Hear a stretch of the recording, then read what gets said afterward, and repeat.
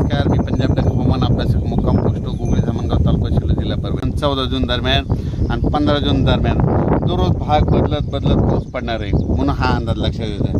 सर्व शेतकऱ्याला सांगू इच्छितो, ज्यांच्या शेतामध्ये एकच ओल असले तर तुम्ही पेरणी करायला हरकत नाही. पेरणी करण्यासाठी चांगलं पोषक वातावरण म्हणून हा अंदाज लक्षात घ्यायचा. आणि परत एक शेतकऱ्याला सांगतो की म्हणजे आता सध्या खंड वगैरे काही नाही, उगं घाबरू नका. काय होणार आहे, राज्यात पाऊस पडणार आहे. 22 जूनपर्यंत पाऊस पडणार आहे. आज या तालुक्यात पडणार आहे, उद्या दुसऱ्या तालुक्यात पडणार आहे म्हणून हा अंदाज लक्षात घ्यायचा. सर्व शेतकऱ्याला सांगू इच्छितो की राज्यामध्ये फक्त 15, 16 आणि 17 जून दरम्यान थोडी उघाड राहणार आहे, पण विदर्भात मात्र पाऊस पडणार आहे म्हणून हा अंदाज लक्षात घ्यायचा. एकंदरीत राज्यात परिस्थिती बघितली तर राज्यामध्ये पश्चिम महाराष्ट्र,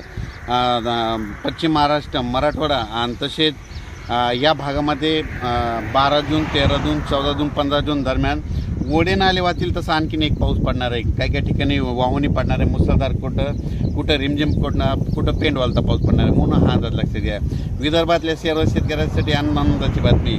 विदर्भामध्ये आज म्हणजे 12 जूनपासून आज विदर्भामध्ये बऱ्याच ठिकाणी पावसाला सुरुवात होणार आहे आणि त्याच्यानंतर विदर्भामध्ये देखील पाऊस वाढत जाणार आहे आणि विदर्भाची शेतकऱ्याची पेरणी देखील ह्या 20 तारखेपर्यंत सुरू होणार आहे म्हणून ही विदर्भात शेतकऱ्याची आनंदाची बातमी.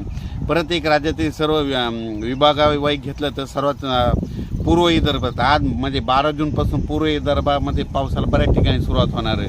त्याच्यानंतर पश्चिमेद्वारा देखील 12 जून ते 22 जून दरम्यान दररोज भाग बदलत पाऊस पडणार आहे.